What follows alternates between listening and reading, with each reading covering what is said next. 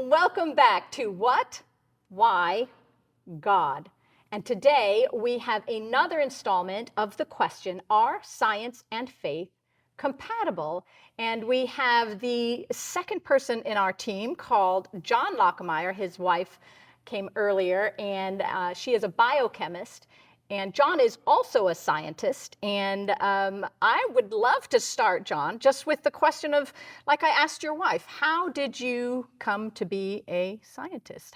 Oh boy, that started when I was a young boy, actually. I was always tinkering with stuff at home, and I got a chemistry set as a kid. Oh, wonderful. And that lit the fuse, literally. Got really interested early on, and basically have been pursuing chemistry ever since.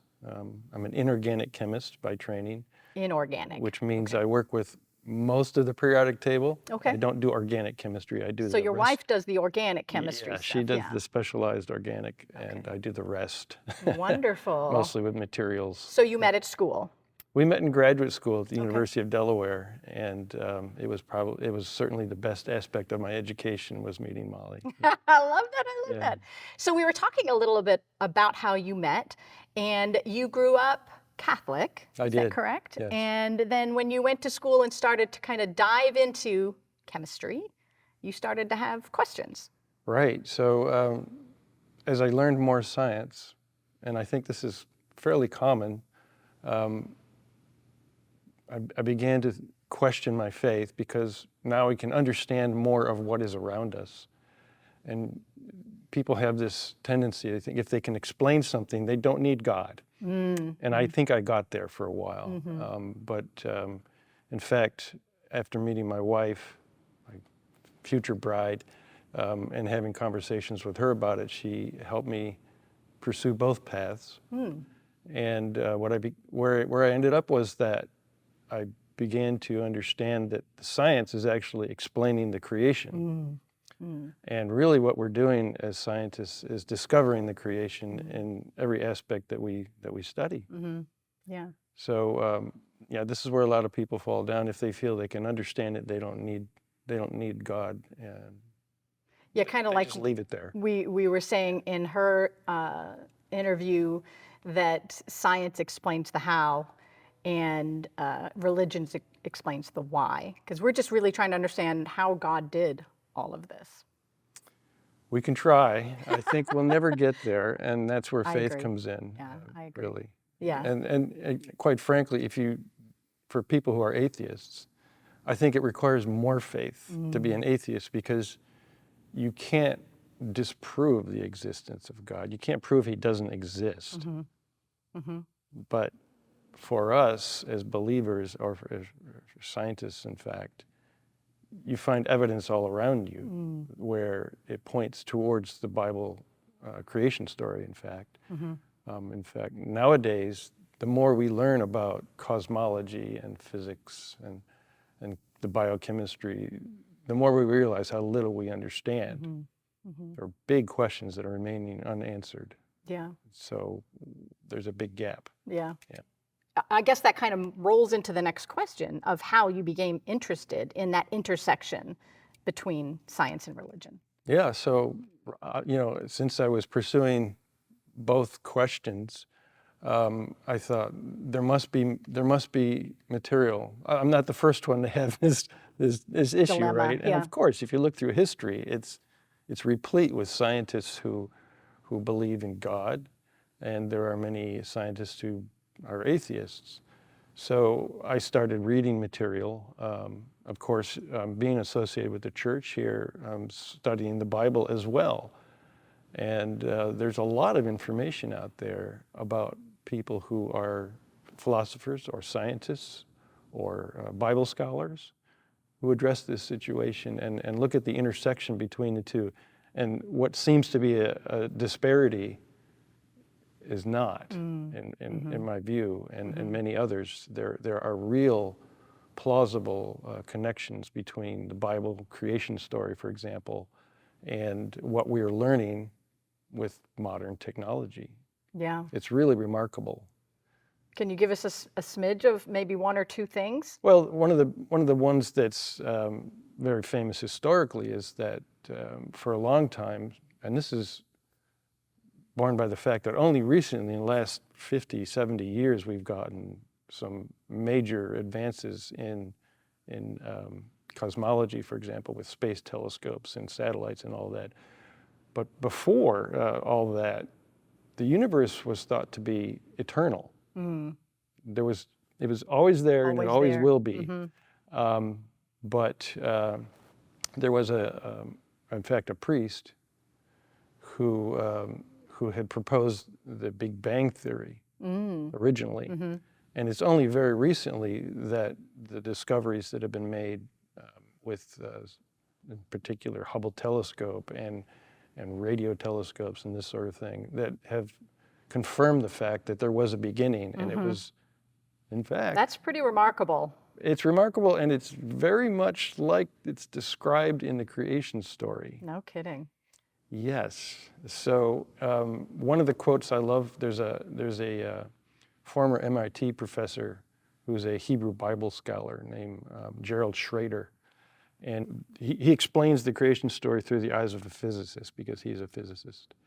What he said was that when you examine the original Hebrew account of the creation, it reads like a modern physics textbook. Interesting. Which is remarkable. Yeah, that is very remarkable. And so, okay, how do you reconcile that? Mm-hmm. Because the Bible account was written a long time ago. A long time ago, yeah. I don't think they had satellites then.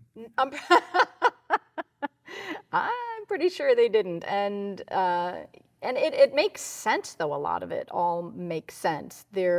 I remember hearing something about that the universe is expanding at a greater rate. Like it's supposed to be slowing down, like everything does when you throw a rock in, it eventually slows down and it stops and everything's still. But I heard that they also found out that it's actually expanding faster and faster every year. Right. And how do you explain that? So they can't. And whenever they have these unexplained events or phenomena, scientists will invoke a hypothesis, and for the expanding universe, the rate of the expansion, they use a form of energy called dark energy. Mm-hmm. Yeah. It's like anti-gravity. Mm-hmm. We don't understand it, but it has to be there in order to explain why we're seeing what we're seeing with the expanding universe. And there's also a dark matter, which is the opposite. It's got to be there because there's got to be enough gravity to account for the way the universe is composed. Yeah. But we can't find all of it. Yeah. So these are things that are yet to be sorted out. So it's kind of like a placeholder in the quest for the understanding. Yeah. Why do you think it's important for Christians to tackle this question and not to be afraid of it and to be able to have those kinds of conversations? Well, there are many reasons, I would say. For the individuals, if they come across some science or a person who is attacking their faith with some facts, like how do you explain this? It can shatter your faith if you're not prepared. I mean, at the very least, people should be aware that it's not a settled argument. It's not something that's black and white. It's something that's been debated for thousands of years, and it's still being debated. In fact, bigger questions arise now. So people should be aware of at least what's out there in terms of the information. And we live in the information age. They can easily get at it. There's tons of videos. There's tons of content on the web. There are plenty of books to read on this subject. Everything from cosmology to evolution to cell biology, all of it. It's out there. Some pretty heavy-hitting scientists, in fact, will give you their opinion on this very subject. Francis Collins, the director of the National Institutes of Health, is a well recognized. He's a very devout Christian, and he's unabashedly explains that. And so he and many others are willing to say it's not a settled argument. We need to keep looking to understand it. But he also cautions believers against making God a God of the gaps. So if there's some that. scientific aspect that we don't understand, you shouldn't just immediately say, well, then there's a God miracle there. Because if down the line the scientists discover and understand that gap, then you've eliminated the need for God in that space. In that So one he says, little be thing. careful about doing that. Yeah. As you just mentioned, we don't know everything. And we're never going to know everything there is to know about God and his creation.